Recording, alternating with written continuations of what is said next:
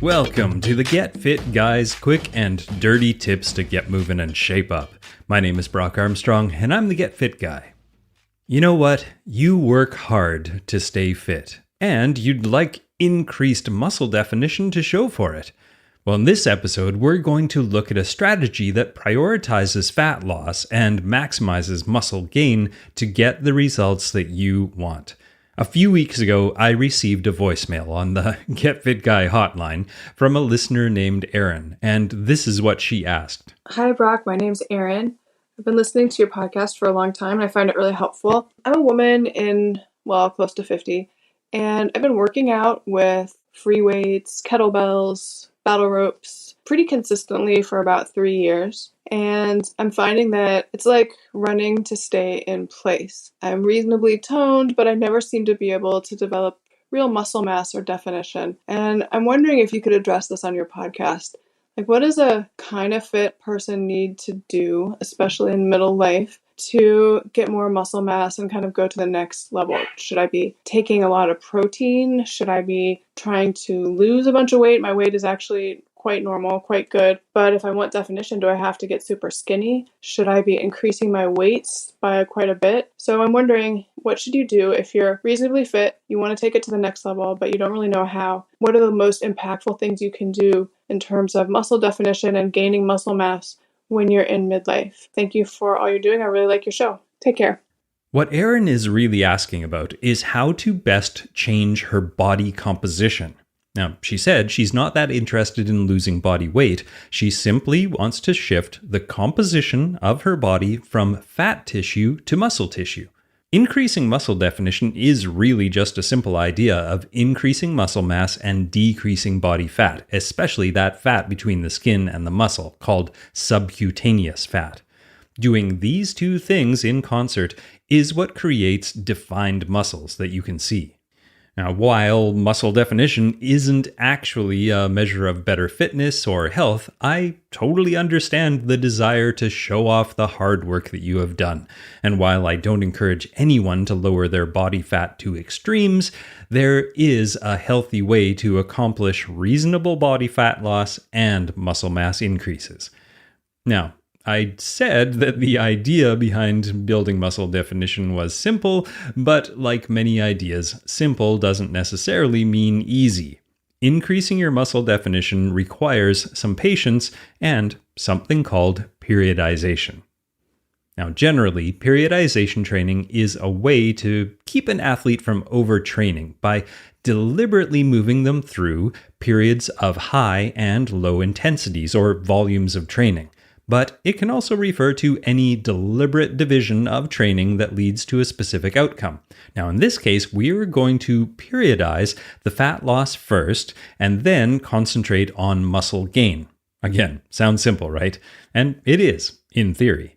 But there's an added complication. You have to not lose muscle while you lose fat, and then not gain that fat back while you build muscle.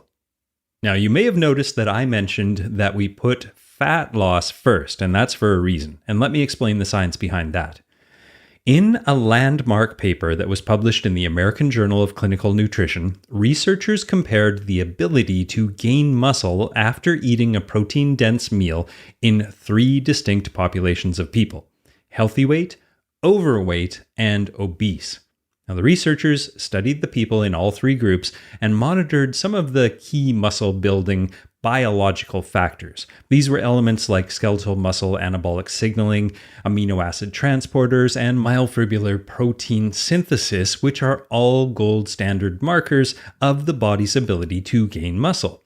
Now, they measured these factors after the study participants had consumed 170 grams of pork, which equals approximately 36 grams of protein and 3 grams of fat.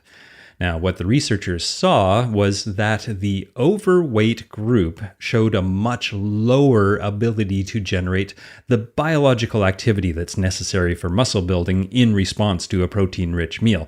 And the obese group, well, they had even more trouble.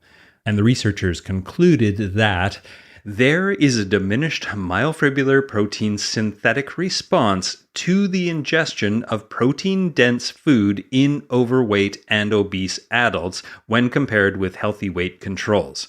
So what exactly does that mean for our question asker Erin? Well, I take it to mean that if you want to gain muscle as efficiently as possible, you need to first get lean, which is just a fancy way of saying lose body fat. And as simple as this sounds, again, the key here is a little more tricky. We don't want Erin to lose any of her precious muscle mass as she loses body fat. And that means two things. She needs to lose weight slowly, and she needs to exercise and eat in a way that supports her muscles. So as I mentioned, one key factor in losing body fat while maintaining muscle mass is the speed of weight loss. A big reason why I co-founded the weight loss program called Wayless.life is that most diets encourage you to lose weight too quickly. When the nutrition diva, Monica Reinagel, and I created our program, we found that virtually all of the studies that have been done define slow weight loss as 1 to 2 pounds per week. And the problem is that most humans can't lose body fat that quickly, which means that they're losing muscle mass. Now, we found that matching the rate of weight loss to one that matches the pace of actual fat loss, which is about 2 to 3 pounds per month, is a huge game changer for everyone, including athletes who are looking to either hit their optimal race weight or get that well-defined look. Yes, okay, I know, you want to lose weight right now. But while a slower weight loss pace means it will take you longer to lose those pounds, your body will actually look and feel like you've lost more than X pounds because the loss is all fat. Cool, right?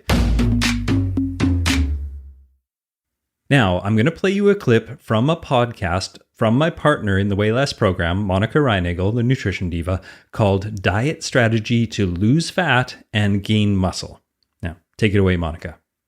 If you have a significant amount of weight to lose, I think your best strategy is to focus first on reducing your body weight while minimizing muscle loss. And to do this, you'd want to lose that weight slowly, do some strength training, and keep your protein intake up.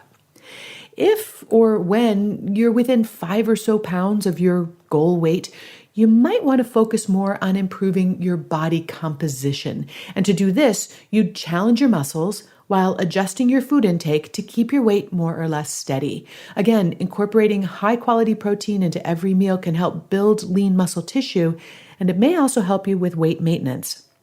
So, as Monica just said, and Erin actually mentioned in her question, while dietary protein is a key to building and maintaining muscle mass, it's important to keep in mind that we don't just want to pile a bunch of protein on our plates. The typical middle-aged American male eats about 90 grams of protein, which is enough to maximize muscle protein synthesis or muscle building. However, he's likely to eat the majority of that protein at dinner time. Now, in the US and likely in Canada too, where I am, people eat about 42% of their daily protein at dinner and only about 16% at breakfast. So if your goal is to maximize muscle, this isn't really a great way to portion control. Now, I'm going to play you another clip from an episode of the Nutrition Diva podcast called How to Slow Age-Related Muscle Loss. Take it away, Monica. Research shows that for guys in their 20s, muscle synthesis peaks at an intake of about 20 grams of protein. As we get older, it takes a little bit more protein to hit that peak, about 30 grams of protein at a single meal. And that's about what you'd get from 4 ounces of cooked chicken, lean beef, pork, or about 6 ounces of tofu. Protein intakes above that amount don't really provide any extra muscle building benefit. Now, consider our typical eating patterns. If we're only eating 10 or 15 grams of protein at breakfast, we're not consuming enough to maximize muscle protein synthesis. Meanwhile, if we're eating 50 grams of protein at dinner time, some of that protein is being wasted in terms of its muscle building benefits. So, whether you are in the fat loss or the muscle gain part of the periodization, instead of hitting that peak dose of protein only once per day, focus on hitting it 3 times per day. Now, in terms of hanging on to muscle mass as you lose fat, this could really help make a difference. Now, in terms of exercising during this part of the periodization, continue to do resistance training, but don't worry about maxing out your lifts or lifting to failure. The focus is to keep those muscles challenged regularly so they don't give up on you. Also, make sure you avoid long cardio sessions since they've been shown to be catabolic or muscle destroying rather than anabolic, which is muscle building. Going for a run or a bike ride or something similar is fine, but don't do it too often or for too long. You can take a look at my article about cardio versus weight for more info about that, and I'll put a link in the show notes at getfitguy.quickanddirtytips.com. All right, let's move on to the gaining muscle part of the periodization. Now, after the fat loss phase is complete, switch your focus to muscle gain. And I have articles and podcast episodes that highlight some of the best ways to gain muscle. And the latest is an episode about whether or not you need to lift to failure every time you do resistance training. Now, you can check out the full podcast episode for all the details, but the upshot was that the most promising approach to strength and muscle gain was to lift to failure occasionally, and all the other times lift just below failure, 20% below to be exact. This will help shorten the recovery time and allow you to return to your workout sooner and with more energy and focus. You could also try some more interesting techniques like occlusion training, and I'll put a link to that in the show notes as well. The interesting thing about this technique is that it's not only being used by bodybuilders, but it's also a favorite for physical rehab and for the elderly because it can build a substantial amount of strength and muscle while you lift only a fraction of what you would normally need to lift. Then there's this great muscle building strategy called drop sets. This is a lifting protocol that allows you to go beyond your failure point by removing weights from the bar or the machine each time you reach failure. This style of lifting also takes less time than a traditional weight training session, and it's an easy way to raise your heart rate, increase blood flow to your muscles, and ensure that your workout is fatiguing your muscles enough to create some serious muscle hypertrophy. And another great strategy is to lift weights using full body exercises like squats, deadlifts, presses, weighted pulls, and power lifts like clean and push press. Doing these full body exercises is a great way to build more muscle. It also allows you to lift heavier loads than you would with a single joint exercise like, say, a bicep curl. Okay, let's put this all together into a complete plan. Number 1. Periodize fat loss by restricting your calories, but not by too much. Concentrate on losing only 2 or 3 pounds per month. Then number 2, while you're losing fat, continue to do resistance training, but focus on lower weights and higher reps, and also avoid chronic style cardio. Then number 3, focus on eating reasonable doses of protein throughout the day, not all in one overly ambitious meal like dinner. And number 4, once you've hit or nearly hit your goal weight, switch your focus to gaining muscle by training to failure occasionally, using full body exercises instead of single joint ones, and incorporating strategies like drop sets or occlusion training. And number 5, continue to eat your protein in steady doses throughout the day. And here's a quick tip. If you have access to a scale that measures body fat, as you gain muscle, you can keep an eye out for a rise in fat, and you can check out my article about how and why you can measure your muscle mass for some pointers on that as well. And finally, as fun as it can be to do this stripping and bulking protocol, please don't confuse muscle definition with better fitness or better health. As I've said before, this column and podcast is called Get Fit Guy, not Get Skinny Guy or Get Jacked Guy or Get Ripped Guy for a reason. Fitness is all about being able to move through this world with as few limitations as possible. And while looking good in a t-shirt can be a nice side effect of fitness, don't get so caught up in the aesthetics that you actually overshoot the goal. Okay, that's it for this week, but please don't stop listening. I've got some really exciting news for you.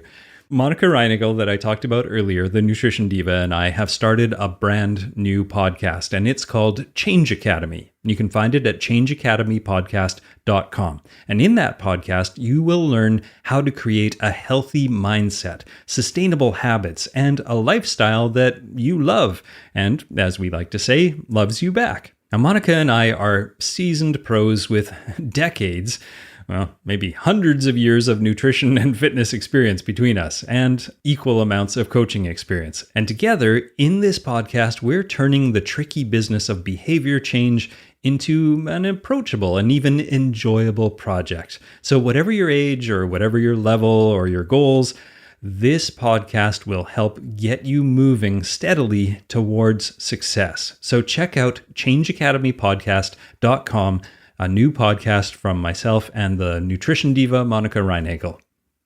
All right. Thanks for listening, everybody. My name is Brock Armstrong. I'm the Get Fit Guy.